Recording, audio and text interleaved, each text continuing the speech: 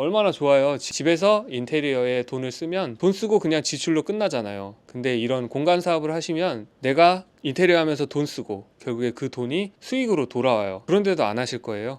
이런 숙소를 보실 때 잘 보셔야 되는 팁들이 있어요. 앞으로 이 공간도 저에게 또 다른 현금 흐름을 가져다 줄 겁니다. 네, 안녕하세요. 직장인 그리고 아빠 엔참러인 도베르만입니다. 저는 오래된 주택을 매입을 하거나 빌려서 그거를 공간 사업으로 풀어내고 있어요. 여기서 현금 흐름을 찾고 있습니다. 실제로 저는 직장인이지만 부업으로 현금 흐름을 많이 갖고 오고 있습니다. 실제로 쪽방촌이었어요. 이 쪽방촌을 리모델링 하셔서 숙소를 운영을 하신 분이 있었는데 그분이 코로나로 인해서 3년간 창고로만 운영하셨던 곳이에요. 저희가 발견을 했고 이 공간을 멋지게 숙박업이 가능한 공간으로 재탄생시킬 겁니다. 공간을 들어가시면 오래된 주택부터 새 주택이 되기까지의 과정을 확인할 수 있을 거예요. 그리고 숙박업을 해야 되니까 당연히 인테리어를 해야겠죠. 그런 부분을 업자를 사용할 건지 아니면 내가 셀프를 할 건지 그런 부분을 포함해서 여러 가지를 쉽게 풀어낼 거예요. 전문적인 지식도 중요하고 말도 중요하지만 현장에서 실제로 어떻게 되고 있는지가 가장 중요할 것 같아요. 그 부분이 가장 궁금하실 것 같고 그래서 저는 현장을 보여드리면서 기초적인 지식 그리고 실제로 우리가 어떤 부분이 필요한지를 그런 과정을 보여드리겠습니다.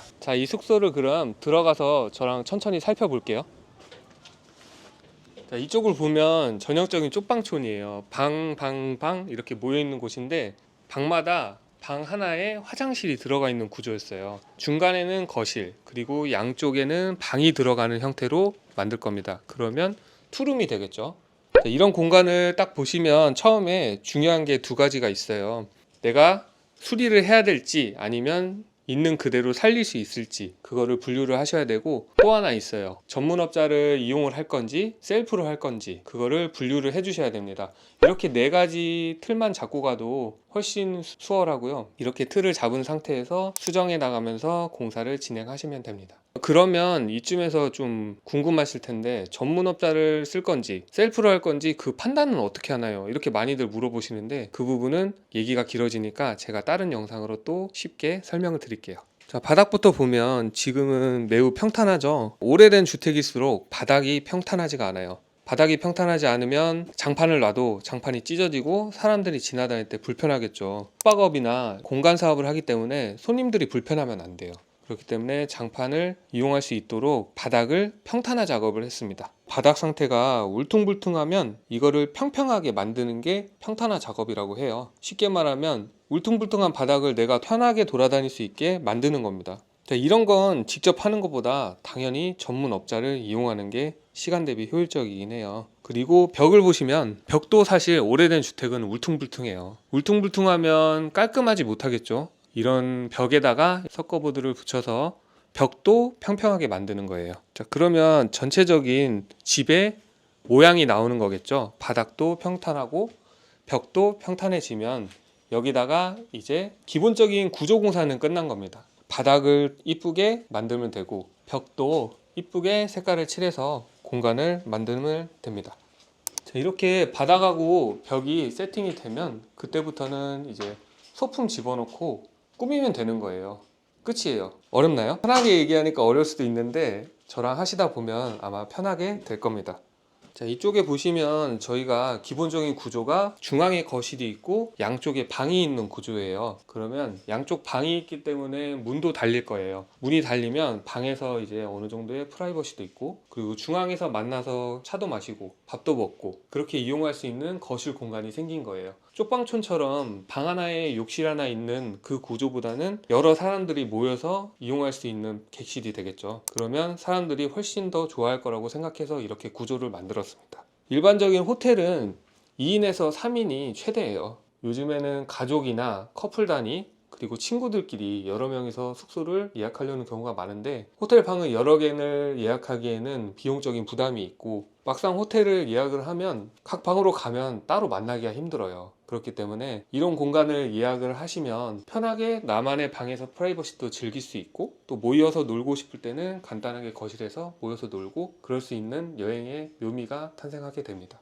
그래서 이런 기본적인 방이 있고 거실이 있는 구조 분리되면서 프라이버시가 있는 구조를 사람들이 선호하기 때문에 이런 구조를 세팅하시는 게 좋아요. 자, 이렇게 벽을 보시면 이게 원래 있었던 벽일 수도 있고 없던 벽일 수도 있어요. 근데 그거는 본인이 인테리어적인 구조를 잘 선택을 하셔야 돼요. 제가 처음에 얘기했던 거실이 있고 방이 있는 구조가 있어야 되기 때문에 벽을 만드는 겁니다. 벽을 만드는 거는 생각보다 어렵지 않아요. 이 부분에 대해서 만약에 어렵다, 이런 공사는 전문업자를 이용하시는 게 좋아요.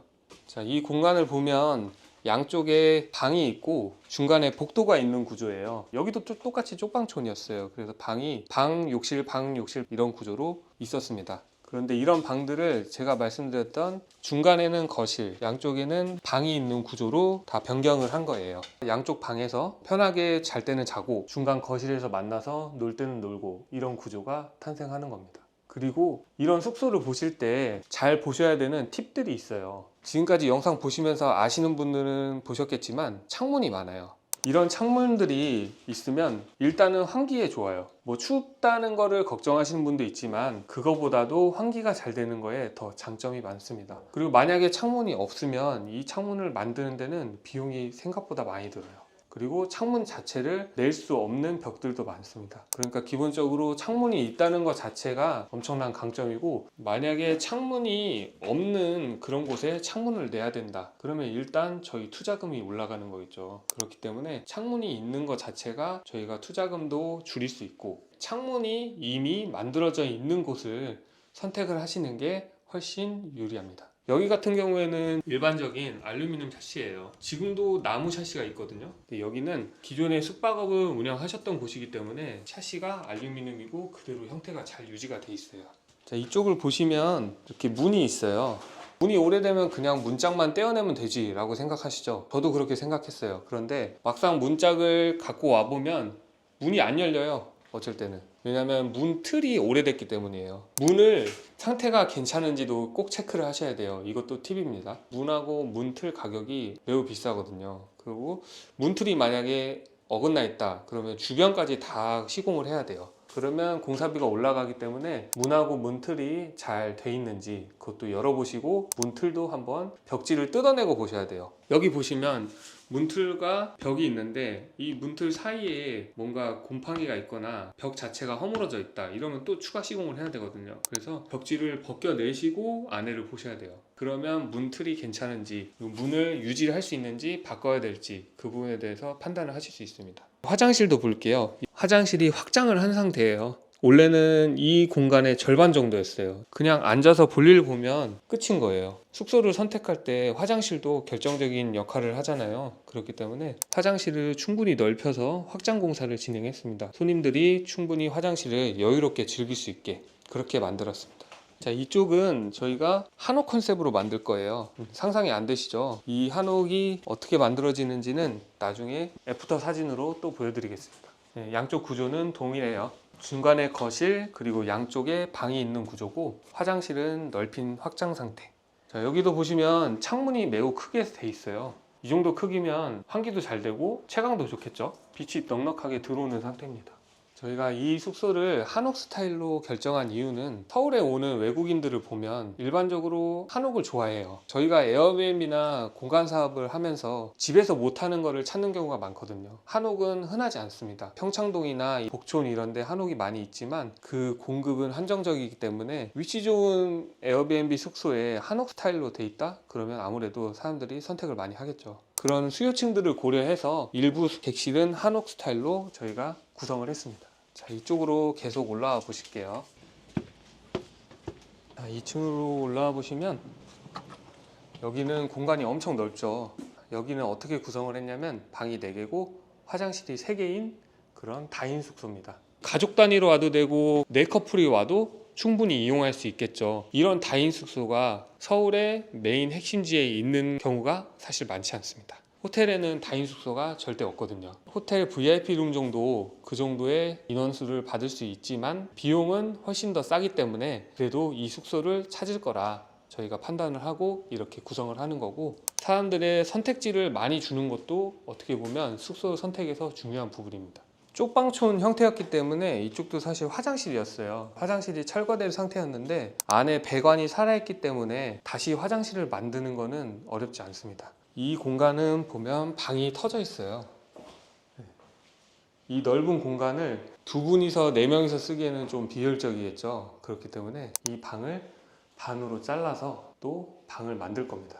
자, 이쪽으로 와 보시면 여기도 방마다 욕실이 있어요. 이렇게 방이 있고 이렇게 열어보시면 욕실이 있습니다. 이렇게 방마다 욕실이 있어야 씻고 나와서 부담이 없겠죠. 만약에 가운데에 욕실이 있으면 화장실에서 씻고 바로 나와야 되잖아요. 화장실에서 바로 나왔을 때 옷을 입고 나오면 전 너무 찝찝해요. 네, 그게 싫어서 제가 싫은 거는 남들도 싫어할 게 뻔하니까 그거를 이용해서 저도 편하고 남들도 당연히 편하게 느낄 수 있도록 방마다 화장실을 만들어 준 겁니다. 그렇게 되면 씻고 나와서 뽀송뽀송하게 말리고 밖에 나와서 놓으시면 돼요.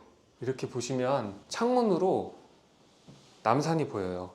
숙소마다 장점과 단점이 있는데 그거를 본인이 잘 파악하셔야 돼요. 방마다 화장실도 있지만 전망도 매우 우수한 편이에요. 이 남산이 보인다는 것 자체가 큰 장점이라고 볼 수 있습니다. 여기도 똑같이 방에 화장실을 추가하고 있습니다. 추가해서 화장실을 또 시공을 할 거고, 자, 이쪽으로 와보시면 이런 곳은 이제 통창으로 되어 있어요. 통창의 장점과 단점이 있지만 통창으로 보이는 가시성도 있고 채광이 훨씬 잘 들어와요. 이것도 창이 있었으니까 통창으로 변경을 할 수 있는 거예요. 벽을 뚫어서 만든 게 아닙니다. 저희가 바꾸는 사례를 보여드릴게요. 여기는 그냥 창문이 있었어요. 바람도 잘 들어오고 채광도 좋고 밖에 보면 남산이 그대로 보입니다.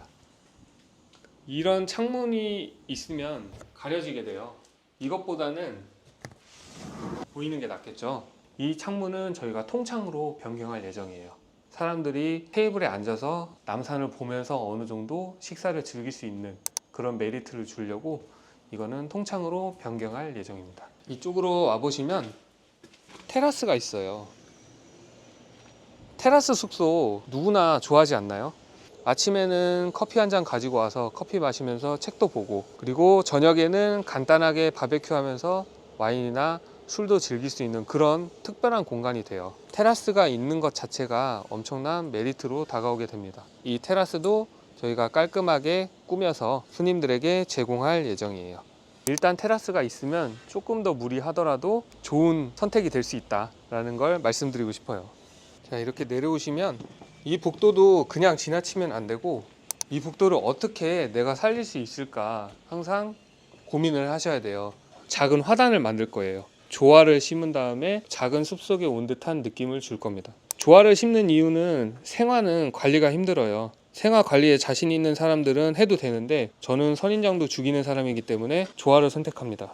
그리고 이쪽 공간은 보시면 이제 문 앞에 비어있는 공간이에요. 보일러실인데 이 보일러실은 캐리어 보관하는 장소로 만들 거예요. 캐리어 보관되냐고 외국인 분들이 정말 많이 물어보세요. 아무래도 여행객들은 캐리어를 보관할 수 있다는 것 자체에 대해서 메리트를 느끼거든요. 캐리어를 끌고 다니면 힘들기도 하고 이동할 때 불편하기도 하고, 입시 시간 전이라도 캐리어를 보관할 수 있는 장소를 만들어주면 캐리어 보관하고 늦게 들어오셔도 상관없어요.